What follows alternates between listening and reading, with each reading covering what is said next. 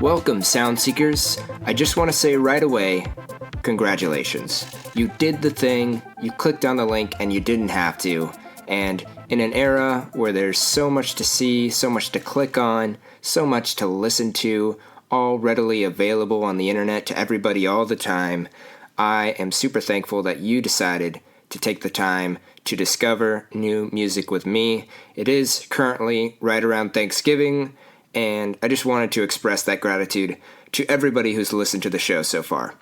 I am your host, Andrew Schultz from Redefining Records. If you enjoy the show, please tell your friends to check it out or share it on social media, or even better yet, write them a handwritten note describing how awesome this show is and give it to them in person. Today, I am thrilled to share with you a really fun conversation I had with Twanner, whose real-life person name is Anthony, and he's a music teacher at Los Rios Rock School in San Juan Capistrano, where we recorded this episode. But of course, he's so much more than that. He's a father and a husband. He's an incredible percussionist and master of vaporwave, a manipulator of weird, chill electronic sounds, and of course, he's a Google review extraordinaire. We talked about a bunch of really cool stuff in this episode, including, but not limited to, where creativity comes from, and what it's like to be in the perfect flow state for making music, the challenges of performing electronic music live, a love story for the ages, obscure sci-fi books, and comedy writing, among other things. He's got a really cool EP coming out in the very near future, so please go give him a follow on Spotify. Twanner is spelled Twanner, or just Google him because apparently he's the top thing that will show up when you Google Twanner. And as always, we're going to start things off by listening to some of his music. Here's a single off of his EP called No Next Time.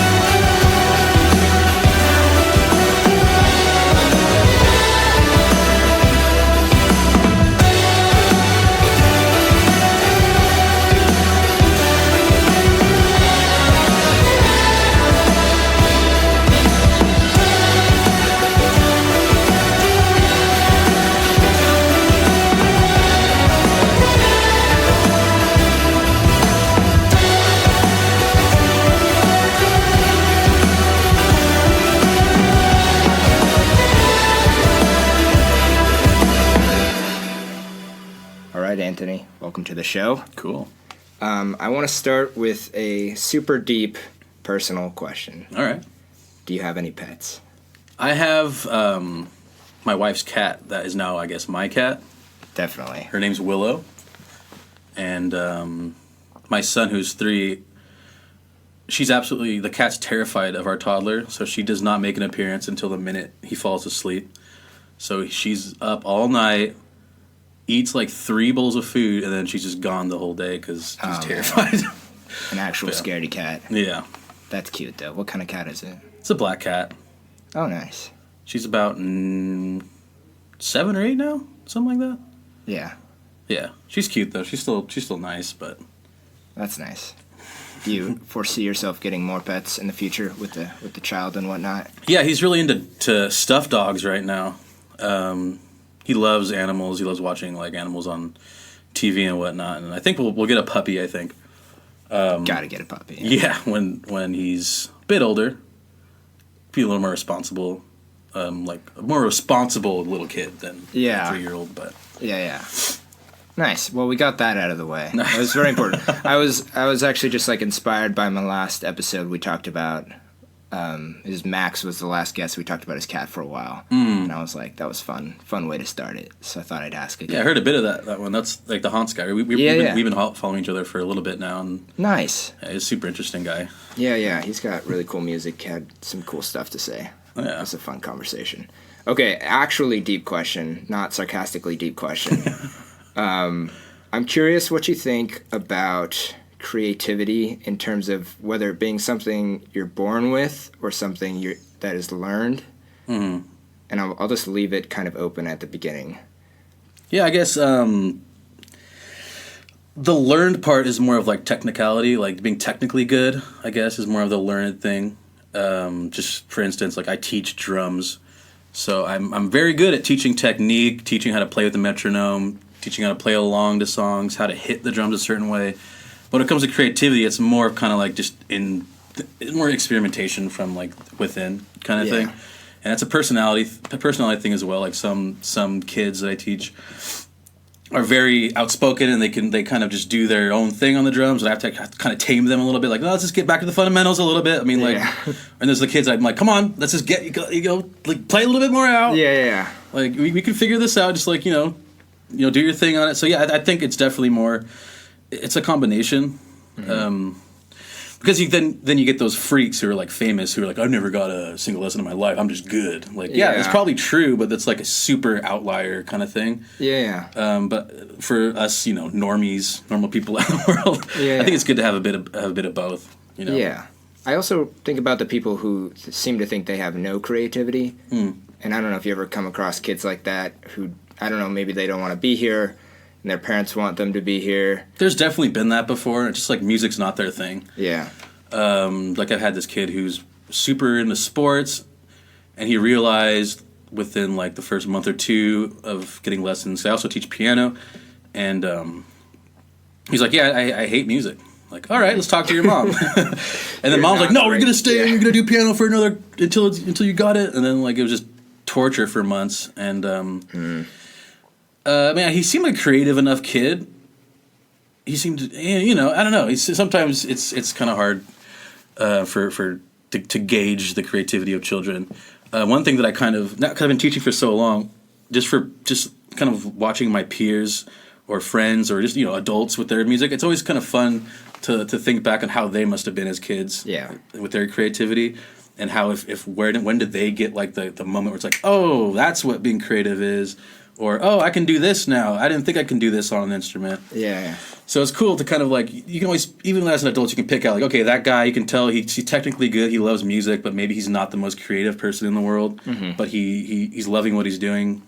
Yeah. Kind of thing. Yeah. Yes. Yeah, that answers the question.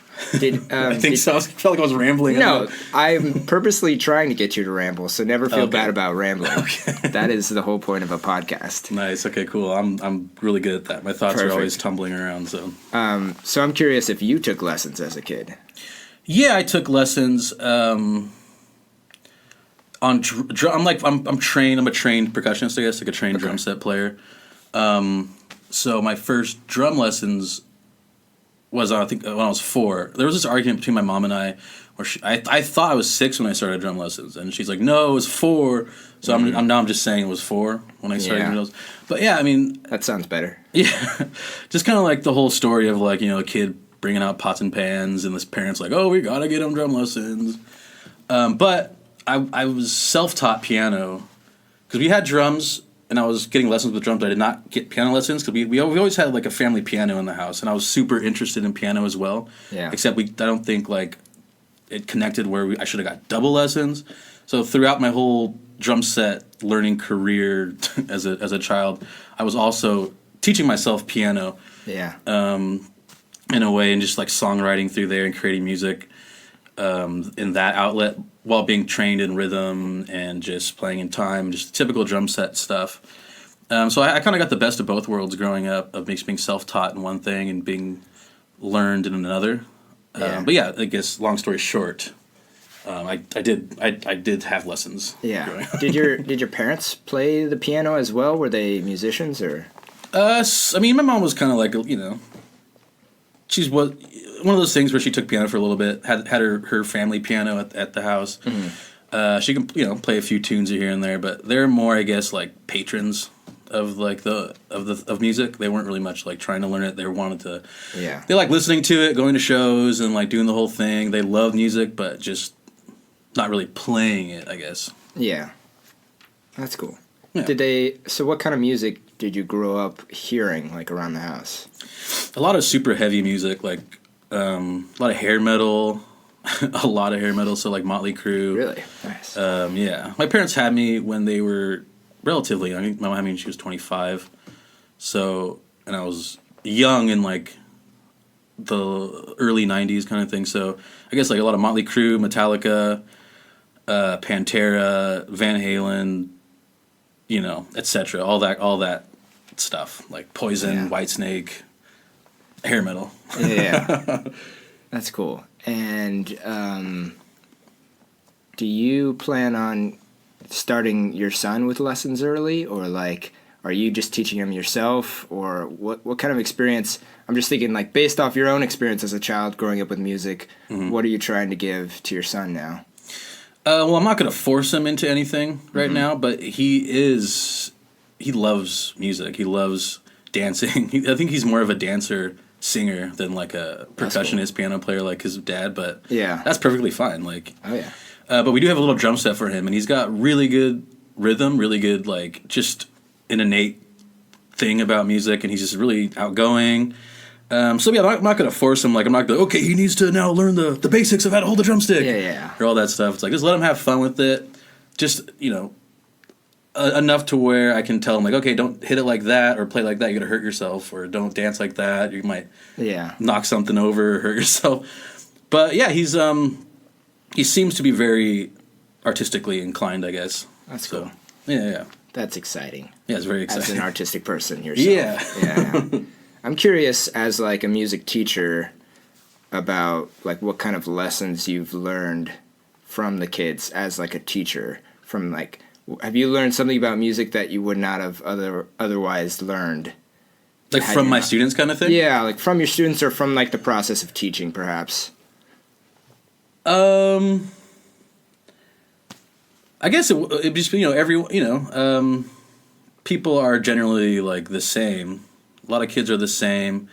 They kind of, everyone's kind of wants the same thing, just to get better. Like they want to better themselves. They want to get better, whether it be a musician or just even sometimes they just want to come in here and like just talk. Just talk about things. I guess it's more of just I guess I've learned that a lot of like just kind of nurturing helps a lot with teaching. And just in life as well. Like you just the more that you nurture something or people or someone, the more growth happens. So I guess I think I'm a better parent because I've been teaching for so long, because I kind of understand the psychology of kids and children. Just not that I'm like I took like one class of psychology in college, but honestly, I mean, no, I was talking to Max about that about an instructor kind of being more like a mentor in a lot of ways. I mean, they teach you music and they introduce you to music, and that's cool, but it's also, he said, it's just like some other person to talk to that's not your parents. Yeah, exactly. It's like, cool, and we'll teach you Tool riffs.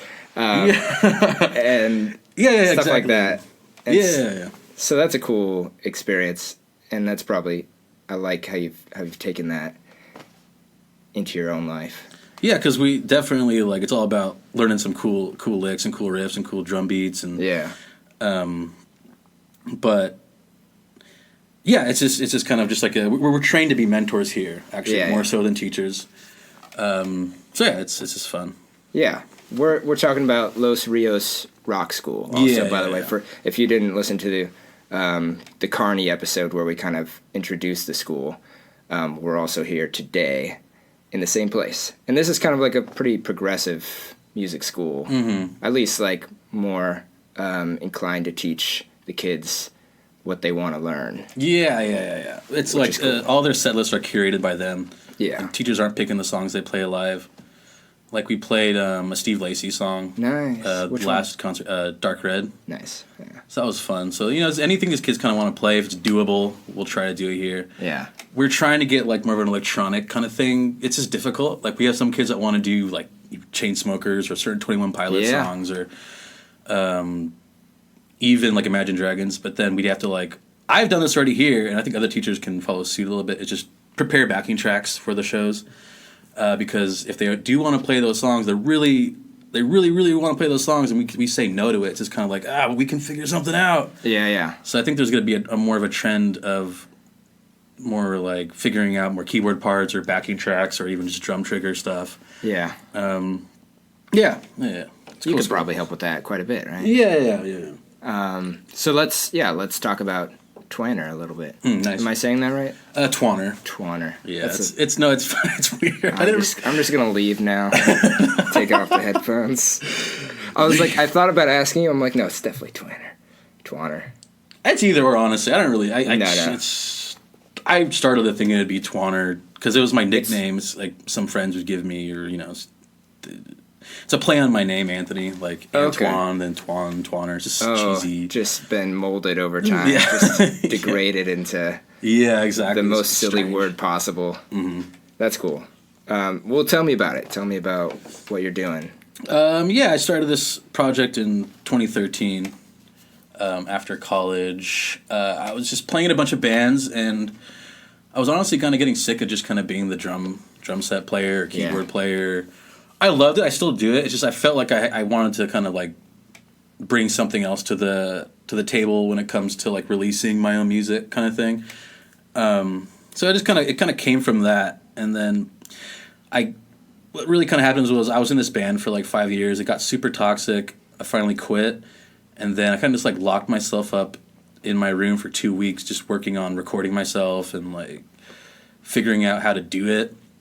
And I wrote like 20 songs really quick, and I like divided them up in 5, 10, 15, 20 and made like 4 EPs, and they're really bad. I don't really talk about them anymore, but that's kind of where it started, kind of like a soft start.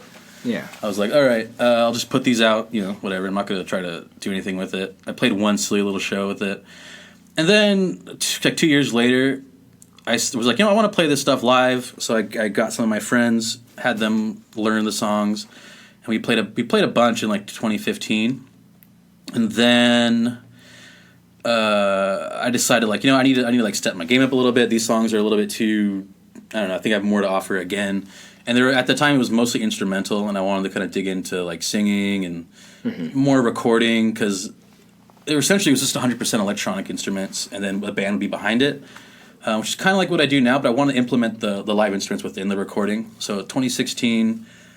Onward, it's been this kind of iteration where I'm doing drums live, using software synthesizers, using drum samples, vintage drum samples, and I want to play more shows. That's kind of like the next thing. I'm working on an EP right now.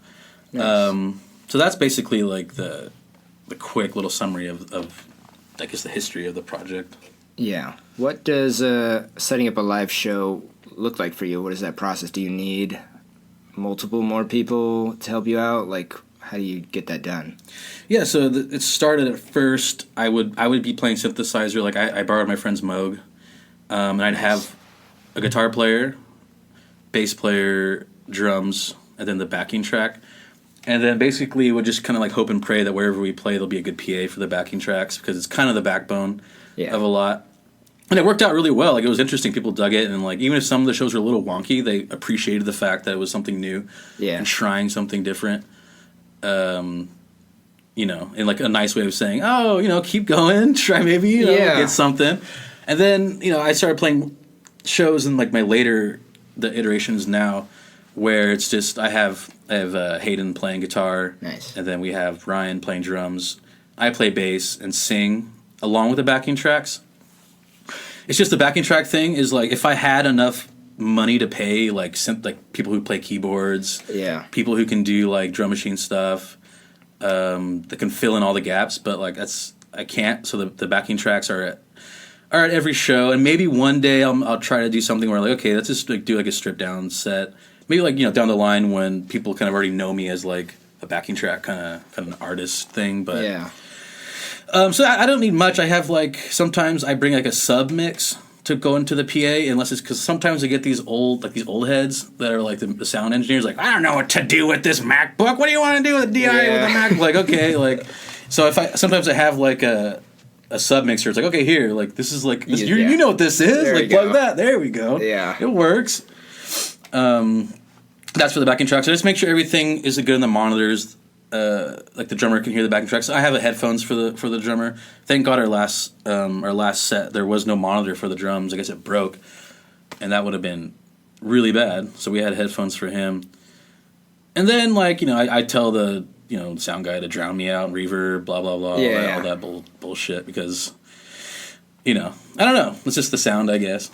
Well, it kind of matches your music. It's more of an aesthetic. It is, exactly. It's really, the vocals just become kind of another layer, which is kind of like what Kevin Parker does and other similar artists that kind of do that style of music.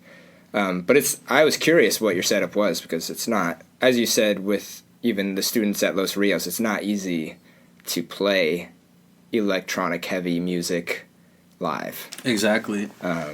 Because we played 121 Pilots song here, and we used a backing track, and Gerald is his name. He doesn't go here anymore, but like he handled it. He had the headphones on back, and like he looked like a pro. Like that's what drummers do now. They have like a headset, and they're listening to tracks in the back, and he was just right on it. Yeah. So it's cool. Like it's just like, you know, bringing in new things live that maybe they'd have to, you know, if they're going to keep doing the drumming thing, they might have to do backing tracks if they're playing with a pop artist, or even just like a church thing where they need like a simple click. It's cool. You know, there's people out there that talk shit. They're like, you know, using like not to me, but like I've seen, you know, like why are they using backing tracks? They can't play to time. I like the randomness of like the song sometimes. Like maybe they're not going to play at the same tempo, but I mean, I think it's just whatever you do live artistically and you like represent it honestly, it's like it's perfectly fine to do whatever the hell you kind of want. No, I'm with you. And there's always going to be somebody complaining no matter what you do. Yeah. If you didn't use backing tracks, they'd be complaining about the opposite things. So off time. So off time. Where are all those synthesizers on that track I heard on Spotify? Exactly. Where are they all? Oh, man. So you mentioned you've written quite a lot of music over the last few years. One question I love to ask people is what is their favorite song of their own that they've written? Dang. Favorite song of my own that I've written would be before my son was born. I was like overwhelmed with emotion one night, and I was at my parents' house, and I was like, you know what, I can't put my thoughts into words. You know what I mean? Like that cheesy thing. Yeah. Is this like the night before, like right before? Well, it's like my wife got pregnant, and then it was like the weekend after we found out, and I was kind of like sitting down finally, like okay, we're doing this now. Kind of digesting it. Yeah, we're here. Like this is what's gonna happen, and then I was like, you know, I need to do on the piano a little bit. So I had my MacBook, and I push record, and I just like did this. Yeah. And it's actually gonna be on my EP. Cool. That's coming out because I tried so many times to like make it into a song, like with like bass and drums, and like it just doesn't. It didn't. The vibe is already in that recording, so like it's gonna be the title track of the EP, and it's gonna be pretty sick. Cool. Can you say what it is, or are you gonna? I don't know. Top secret. Right I'm bouncing around a few ideas in my head still. I can't really say, I guess. Well, yeah. That's cool then. What? So it was more the thing you liked was kind of the emotion behind it, and kind of the way it came to you, kind of stream of consciousness, like. Yeah, because it was on my childhood piano at home, like that. So that was a big thing too. Because I haven't really played in a while. Yeah, the sounds of it, like the timbre of the strings, and just how old it was and how it aged, but I still recognize the sound of it. Yeah. And I was like, once I started, I was like, oh my gosh, like I want to like just do a simple little recording, get it out of my system, and then I listened back to it, like, wow, I do not know how I did that, and like I don't know how I'm gonna recreate it because I wanted to make it into a song. Yeah. And I was like, yeah, I'll put it on a release that I'll do. Because I've never really done like an EP or an album. It's always been single. Yeah. So I was like, if I make like an EP in the future or something, I'll just throw it on there. Kind of like interesting thing. I like that nobody has heard it yet. It's not like when I've asked this before. It's usually something that's come out before. So now no one's heard it. Yeah, your fans are gonna be just. Yeah, I hope they dig it. Anticipation. I'm sure they'll dig it. And then on the opposite side of that, do you have a song that comes to mind that as like your least favorite? Usually it's like a song idea that just never came to be what it was supposed to be.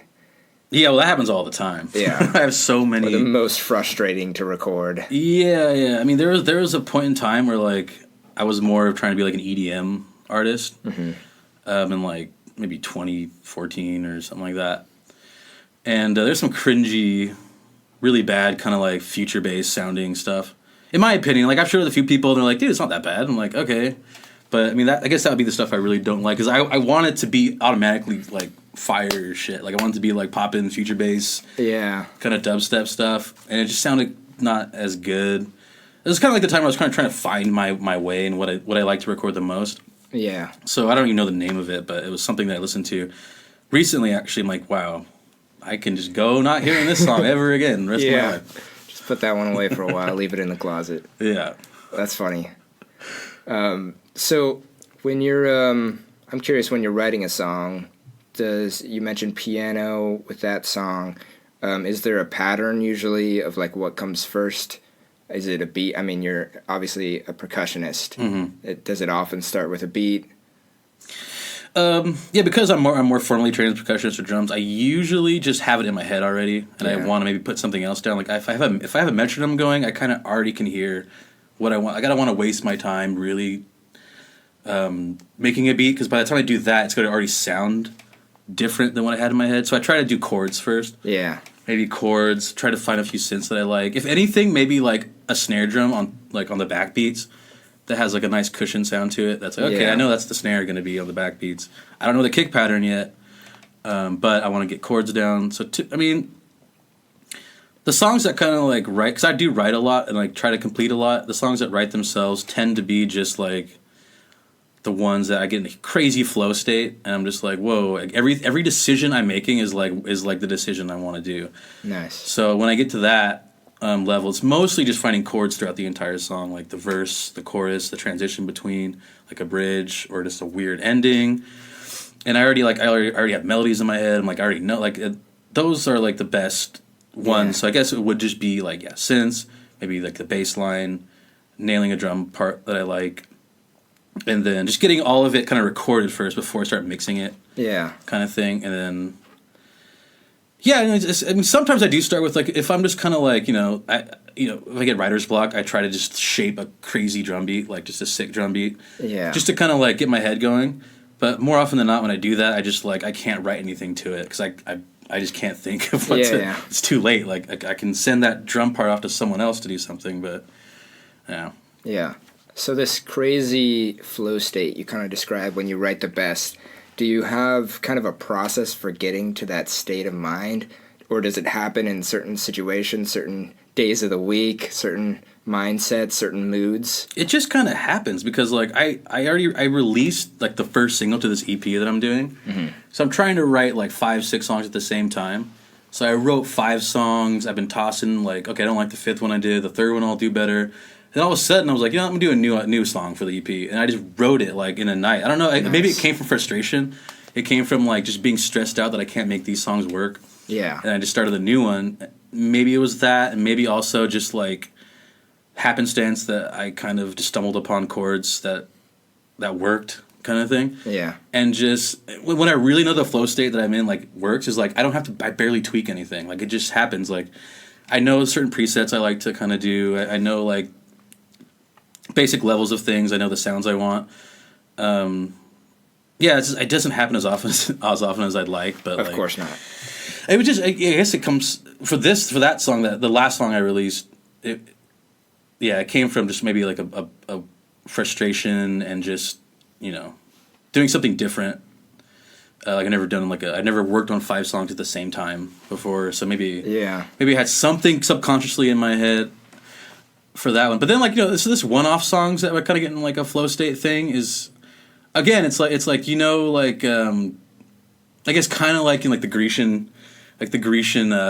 philosophy, like the gods and all that stuff, where like sometimes humans would get like a like a thunderbolt in their head, like, oh, that's an idea, and like, oh, it's from one of those fuckers up there. Yeah, or like a muse. Like a muse kind of thing, or just like maybe it's just something like the brain unlocks, you know, maybe it's like just like, hey, you know what? I'm gonna help you out a little bit. Yeah. Human that I'm stuck in. Yeah. I don't know. It just happens, and then, you know, I turned it into like a minute song, and then I was like, you know, I want to get it out there in the world. Yeah. What I should be doing for these songs is like, you know, just, you know, hold it for a bit. You know, the flow state happened, and you had a good idea. Maybe you should just, you know, wait on it. Yeah. Hard to say. I mean, it might never be better than what it is, but it also could be. That's a whole separate decision, a whole separate process of like taking it from that stage to a full song. Yeah, exactly. And then because then you think like, I can do this again. Like I'll do it again tomorrow, and then you can't. You're like, okay. Not tomorrow. You feel like shit tomorrow. Yeah, like absolute shit. Absolute shit. So, I mean, can we expect this EP in the near future, or? Yeah, it's pretty much done. Like it's pretty much done. I recorded all the drums for it. I'm writing lyrics for it right now. Mm-hmm. What I'm doing with this, because I've never done like, I thought it'd be cool because I'm on this like small label now, super small label called Headphone Music, and really cool people. There's like in-house mastering and mixing for the label. They do great promotion, except like they're more of like long form releases, like EP, album. Like they know I do singles. And they put out a single of mine, but they'd much rather hear an EP. Yeah. I was like, no, fuck it. Like, you know what? I want to do an EP. Like, I have to do it now. I've released so many singles and compilations. Yeah. So it should be done early next year. Right now I'm at the stage where I'm like, a lot of the songs sound really bad, but I know they're going to get there kind of thing. Yeah. Well, they sound bad to you. Yeah.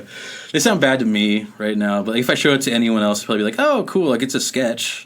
Okay. Like I can tell it's not, like I can tell it's going to be something. Yeah.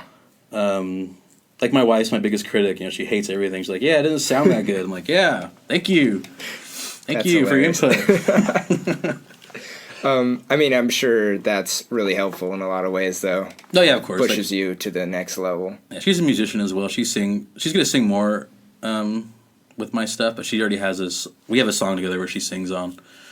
But yeah, definitely. It's good to push, you know. Mm-hmm.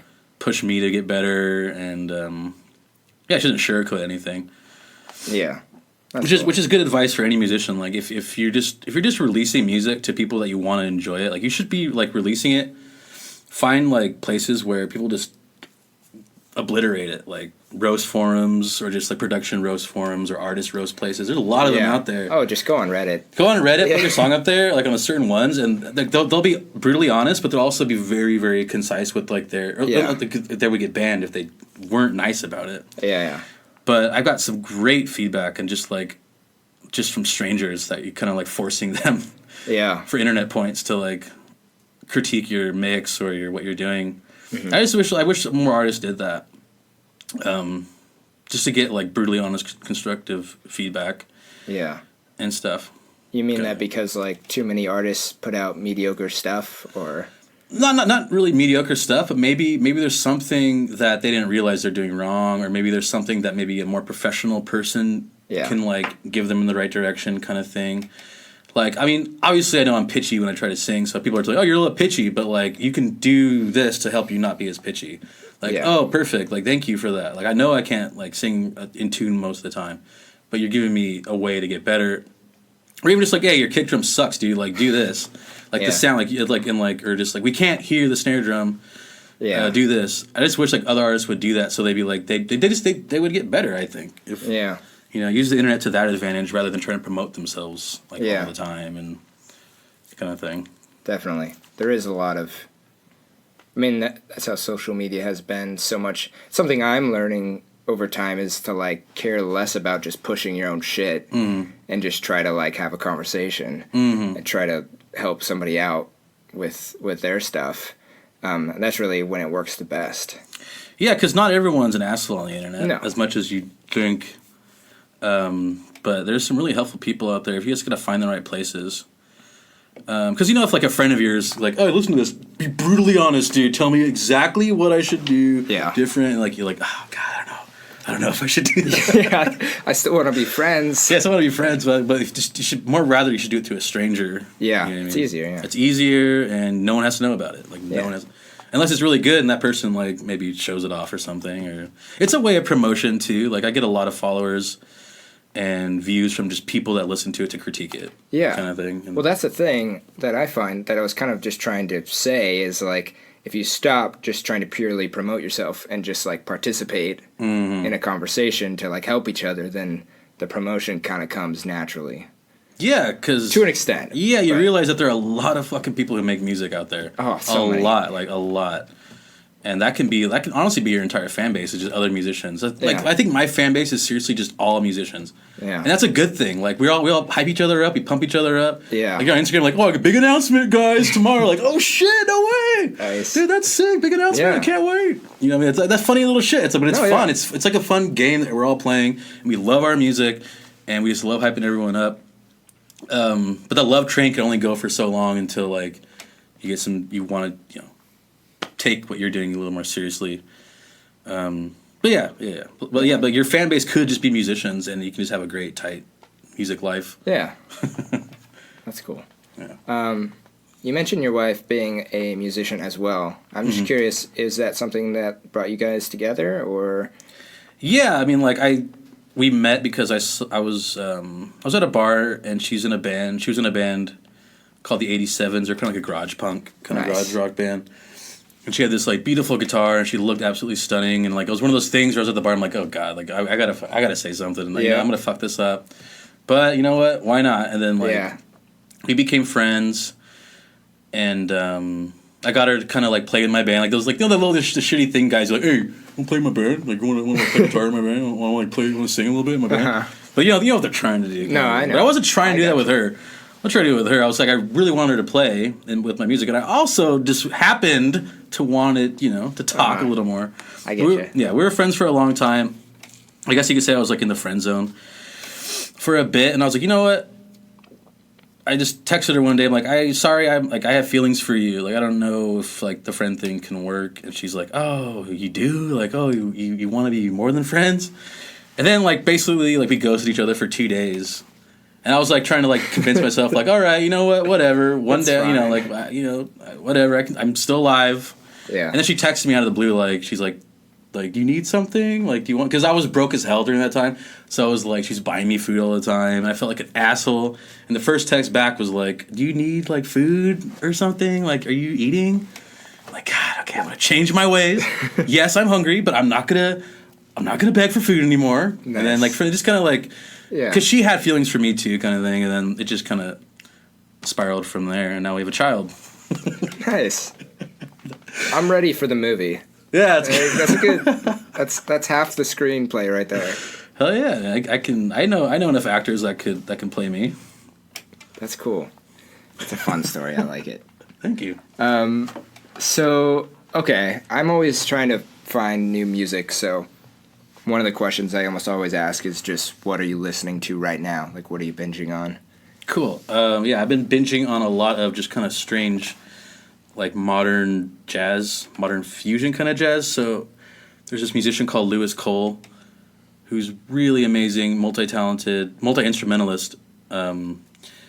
super funky stuff, but it's got a level of intellect where he can have a big band kind of play along. But it's like innocent enough where it can be like a meme, because he writes a lot of meme songs as well. He's the guy who did like the "Don't Wanna Check My Bank Account." Yeah. That one. It's that guy, and he has a crazy catalog of music. Listening to him a lot. Listening to this Mark Juliana. It's a crazy drummer. He was the drummer on David Bowie's Black Star. That's how he kind of got big. But he has a group called Beat Music. And he's a phenomenal percussionist, drummer, and he has a crazy band. Just a lot of freak musicians, like a lot of crazy, like weird avant-garde almost. So like Nate Smith, he has a band called Kinfolk, and there's really kind of like, it's jazz inspired, but also Southern inspired kind of music, kind of almost gospel-y, but jazz. And he's just a tremendous beast of a drummer, and he has some really good musicians with that group. It's just binging stuff like that, and I guess I don't know. Like sometimes I just put on KCRW, like the normie that I am sometimes, and I find some interesting stuff. Totally. That I Shazam, and like that's still cool to do. Oh yeah. Because like those DJs are being paid by us, and they're still on the air, and like sometimes. Yeah, I hear a song on the radio, and I just kind of Shazam it, and listen to that for a while. Yeah. Just all my friends' music, I guess, as well. Yeah. Cool. Do you have any, like, guilty listening pleasures? Yeah, I do, of course. Let's hear it. I like a lot of, like, dubstep. I like a lot of dubstep, heavy electronic music. Yeah. House music. It's just, my son loves it, too, which is kind of funny. Like, I'm giving him this weird guilty pleasure. And even when he's listening to it, and he's dancing, and he's going off, I'm already hearing other, like, hipster people like, why is your son listening to house music? Like, you should listen to like something else. Yeah. But like he loves it's just the music that it pushes boundaries every single, like, even month by month. It's like the music gets crazier and crazier. Not a lot of music is like that, Yeah. A lot of genres kind of like either try to add a throwback element or which is kind of going on a lot because a lot of throwback bands are kind of coming back. But just electronic music always is pushing forward. You know what I mean? Like, even if like techno kind of comes back for a little bit, it's still like a crazy modern version of like 90s techno. Yeah. Or something. So it's a guilty pleasure only because if I show any of my friends, like, I listen to it, they're like, dude, where are you going to go? EDC right now? Like, what? You going to go to blah, blah, blah? Yeah. Which I have been before. And it was probably fun. It was really fun. Yeah, it's probably a good time. I'm like... that kind of music is, I don't blame your son, that's like the music you want to dance to more than almost any other genre. So that's cool. I like it. Yeah, and even just like the sound design of it. Like if I was a child and I heard that sound design, I'd be a totally different person today. Yeah. And like my son is kind of like, it's just like a weird, it's almost like drugs almost in a sense, Like I kind of feel bad because of that. Because, it's supposed to, like, trigger something in your brain where it just, the sound design of it. Yeah. But he's a very smart little kid, and he really enjoys the music. He listens to it in my car. Like, I bump it in my car when we're driving, and he sings along the rhythms, like, perfectly. Yeah. And, like, bass lines, he does the rhythms perfectly. So, I don't know, it's just fun. It's fun music. It's not meant to be, like, critiqued as, like, intellectual music or anything or something to like really dig into. No. It's just good music, but it is a guilty pleasure. Yeah, I guess it's really like kind of physical and like instinctual. I feel like I always picture like the deep house and like clubs in Europe for like 12 hours straight, and like you don't know where one song ends and the next one starts, and everybody's just kind of like lost their mind. And I think that's really awesome. And it's a great time to be alive. Exactly. I'm like, you're all kind of just connecting to this sound. You feel it in your mind and your body, and I'm into it. I like it. So on that note, the kind of the biggest question I like to ask, or like the whole point of this interview, is I'm really interested in why people do music at all. Like, you obviously spend the majority of your time on music, whether it be teaching or writing and producing music.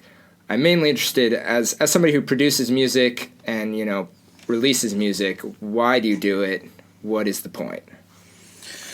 Well, it's like all I've known is music. I majored in music. I was getting lessons when I was 4. Apparently, I've been banging pots and pans since I was 2. It's just something that is just part of me, and it's almost kind of like, if I'm not writing music, I feel like it's just tension. There's tension in my body. I feel like I kind of want to just I don't know, like I get like super wrapped up, and like I compare it now that I'm a dad and I'm like 31 now. It's kind of like I feel like a dad, like where it's like, oh, dad's in the garage again. Don't bother him for a few hours. He's working on the hot rod or he's doing something.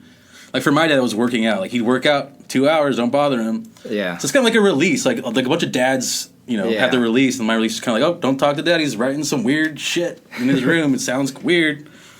And then, I guess it would be kind of like, it's just like a release. It's like something also that I feel I can be selfish about without like a positive selfishness, where it's like my baby. And I have musicians that play with me, but they know right off the bat like it's my project, and like they're professional enough where they're just kind of like gun for hires in a sense. Yeah. But they are creative enough to kind of like gel with the music.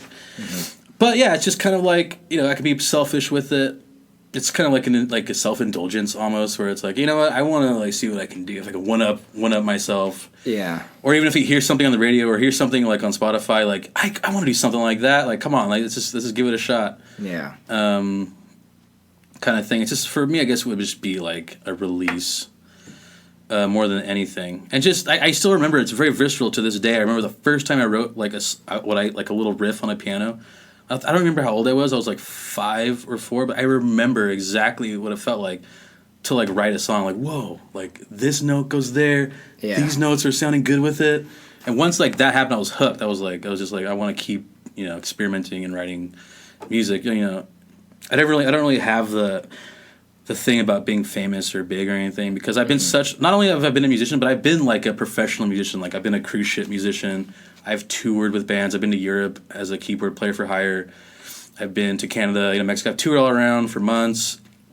I've been wedding bands. I've been wedding DJ. So I'm like, I know what it's like to be a musician, but to do it in this way is more of like, it's a different kind of like rocks getting off than like touring or looking badass on stage or any of that stuff. It's just kind of just different, I guess. Yeah. And in terms of like your future, I mean, would you like to get to a place where you solely work on the music and you support it with shows or big releases and touring, or are you comfortable more with like the lifestyle you have now? I mean, the older I get, the more like realistic I try to get with myself. But there's always that in the back of my head, like, what if this one song pops off? You never know. This one song might do really well. They might call you to play somewhere. But right now, I just kind of want to just take it slow still, play shows. Don't hit the paint too hard, because it's just exhausting just being like a solo artist trying to make an EP. Yeah. It's exhausting enough in itself. But if it goes well and I get a lot of show offers, I got to be realistic about that as well. Like, I'm not going to play too many free shows, and if it's a free show, I want to kind of like see what I can negotiate, or who's going to be there, what can I do, like kind of the weird businessy thing about it. Like, I might, but that's already a turnoff for like for just serendipitous like magic happening. So I don't know. Like, it'd be kind of cool if someone like, we all of us artists, musicians, we always have that little thing that we don't say, where it's like, you never know. Someone might DM me and just want me to open for them. It happens, because I know I have bands that definitely that's happened to, and I love them for it, and like I congratulate them. But I just don't really see it happening for me, only because like it's still everything I do is so new to myself that I still need to think melt on this project longer. Play more shows. But I mean, like, I would if it came down to it and like my music was getting big, then I feel like I kind of have to. You give it a shot. Why not? Yeah, I give it a shot. It's all make believe for us anyway. It's all pretend. To a degree. No, it's fun to think about the possibility. Yeah. You mentioned how recording the EP is exhausting as a solo artist. Mm-hmm. I think a lot of musicians feel exhausted a lot of the time. Yeah. Does that ever push you to the point where you think about dropping it all? Well, that's heavy. Dropping it all. That's bit heavy. Like maybe if I did like a 12-song album and I'm like egotistical and like, this is so brilliant, the release day happens and then like nothing happens about it, then at that point, like, what? Maybe I'll just be a drummer.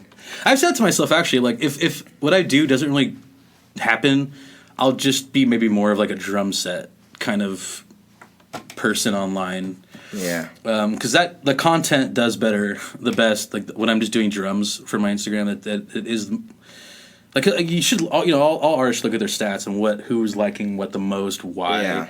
And I find like the stuff I'm doing with drums. Even like my friends like, dude, like maybe like do a crazy drum song with Twanner. I'm like, yeah, I'll try that, but then like I do, and it doesn't feel like the music that this project is kind of. Yeah, I get you. Supposed to be. Yeah, sorry, we got on a tangent right there. No, that's okay. We were just talking about what the possibility of kind of taking a step back. But I mean, okay. What you said just reminded me of, like, I remember there was a Bowie quote where he's like, the worst mistake I ever made was, like, making music for someone else. But, like, as opposed to making music for yourself. But what you're describing sounds like that, and you already seem a little bit sad about it, so I don't want you to do that. No, it's funny, because I do want to do some crazy drum-centric, like, artistry, because I feel like I have friends that love the same music that I do, and they're also like music major educated, and they can play the freak stuff where it's just like mind blowing, and I do want to do that eventually. Yeah, I don't know. Drop it all is kind of a it's exhausting, but it's also it's I take breaks. So like right now, I might just write lyrics for it and kind of go easy with it since most of it's kind of done. Just the exhausting part is just balancing 5 songs, like trying to make it cohesive and trying to like, because the single thing, I might just go back to the single thing too. I might not drop it all, but I might be like, you know what, I like kind of having a month to stew on an idea, release that idea. Cool, next, stew on an idea, release an idea. Yeah. Now it's like stew on these 5 ideas, the 4th one's not good, get rid of it, new 4th one, the first one, oh, you gotta redo that. It's just like way too much going on. Yeah. So I might just be a single person, like releasing singles until an opportunity presents itself, or like maybe you should do another EP. Yeah. Like I'm doing it because the label kind of inspired me. Like, oh, cool, these guys found me. They wanted me to be on their label. I want to do an EP now, and let's just give it a shot. Yeah. So There's something kind of romantic about doing an EP or an album, of just like the accomplishment of it. But I feel like you're kind of right, and what your other way of thinking is that I feel like that's how music is now with the internet and stuff. Is it's just more single focused. Yeah. It kind of makes more sense to do that, but I don't know if people will ever stop trying to make EPs and albums. No, I don't think so either. I think it's just now that I'm kind of, because I've been in bands where we've written albums as a drummer. Yeah, and it's definitely an experience. Like it's a huge growing experience for just the art that you're trying to present. And I'm realizing now that like I need to step up kind of, now that I'm trying to do more of a cohesive multi-song thing. Yeah. I need to step up and like make everything about it really, really good, not just kind of like do a one-offs all the time. Like the thing about one-offs, like I can do a song like this and then do a complete opposite song the next month, or like slowly build the thing month by month by month. But yeah, it's a big wake-up call, I think. How serious I want to kind of like, what am I doing? Why am I writing an EP? I could have released 3 of these songs already. You know what I mean? So those are good questions to ask. Yeah. All right. Well, we're kind of winding down on time now, so I will hit you with the last couple kind of fun questions. Cool. What do you like to do in your free time besides music? I like to write Google reviews on places I go to. I do that a lot. That's cool. And I also read. I like to read just forgotten about sci-fi books from like the 70s, 80s, 90s. Sick. Sometimes modern sci-fi, but I can't. Just something about the 80s sci-fi books and 90s. It's so much more raw and pure, like pure thought. Do you have like a recommendation? I kind of like sci-fi, so I'm interested. This last book I read, there's like this series of Isaac Asimov, I can't pronounce his name. Isaac Asimov, like the philosopher, the free thinker. Okay. Where he was kind of like finding talent. He was putting out their works. So I read this crazy book last called Through Darkest America. Okay. Super heavy, strange sci-fi book. There's some of the cheesy ones. Like there's one book called Sten, where it's kind of like a sci-fi opera, mixed with kind of like more steampunky, cyberpunky stuff. What else? I'm trying to think. Heavy Time was a good book I just read. It's just like super gritty. Like they work in space and they're like truckers pretty much. Yeah. Like all the crazy technology around them but they're still worried about like their weird like normal human shit. Yeah. I like that stuff about. So I usually go to like a dollar bookstore. I go to the sci-fi section, and I pick up a book that I think looks cool, and I just Google it. Like, is it? Come on, 4-star? I don't get any 3 or below. So if I see a weird book that's like 4 or 5-star reviewers, like, dude, get this book if you like sci-fi, please. I'm like, usually I just snatch it. You grab it, yeah. Read it as soon as read it and but there's I do that, and also at the Google reviewing. I just kind of make it a point. I made it a point for a while where it's like everywhere I went to, I had to just like that night collect all my thoughts, and like everywhere I went today, I'm going to review every spot. Try to make it funny because I if it wasn't for the music thing, I'd try to be like a comedic writer, or like I try to. That's cool. That's something that, or just like a sketch comedy writer, just something weird, like a weird. Get people to do weird shit, like write weird stuff for them to say and do. Yeah. So I kind of do like stupid little reviews. If it's a bad place, I try to make it funny. Make them like the mundane ones. Try to make them like just deadpan, kind of funny. Like, why is he writing a review? And it seemed like he just kind of like casually liked it, and he gave it a 5-star. That kind of stuff. But yeah, I like it. That's kind of a form of like journaling, almost like your daily activities and stuff. And they reward you too. Google rewards you. Yeah. It's crazy. I got a free movie from my points. That's really cool. What kind of sketch stuff are you into? Do you watch like a lot of SNL, Key and Peele, stuff like that, or? I like to watch a lot of like this. They're putting a lot of old Key and Peele stuff on YouTube that's been on Comedy Central only for a very long time. Some very funny stuff. SNL these days is a little too cringy for me to watch. I can't really. There's waves. Yeah, like the Farley era SNL is like I can watch that for days. Like the David Spade era. Chris Farley, even like the that era. I have like this on-running thing on my Instagram called Whispers at the Jazz Gig. Basically, it's a series where I take like the stuffy genre of jazz and the stuffy feeling where like it's like, it's you're not smart enough to enjoy it, but I kind of flip it on its head and like I make it like kind of like a random dude who just graduated college who's like playing at like a Italian restaurant he does not want to play in.